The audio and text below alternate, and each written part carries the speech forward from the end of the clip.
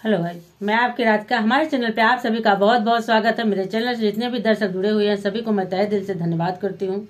ऐसा ही अपना प्यार दुलार बनाए रखें और चैनल पे जो नए हो प्लीज चैनल को सब्सक्राइब कर लें, वीडियो को शेयर कमेंट जरूर करें। आप लोग के प्यार की बहुत जरूरत है। आज आप लोगों के लिए बहुत ही प्यारा सा कृष्ण भगवान का गीत लाया हूँ। जिस समय बांसुरी बजने लगती हैं तो गोपियां क्या सभी बहुत ही आनंदित हो जाते हैं और उसकी धुन सुनने के लिए वहां तक पहुंचने के लिए लोग बहुत लालायित रहते हैं। तो आप लोग देखिए बांसुरी कैसे बज रही है और कहाँ बज रही है। चलो हम लोग मिलकर पता करते हैं। तो बोलो कृष्ण कन्हैया की जय हो।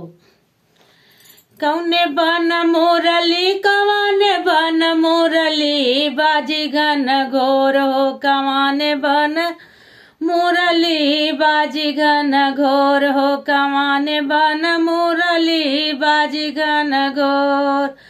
ठाढ़ी राधिका अरज करत है। ठाढ़ी राधिका अरज करत है।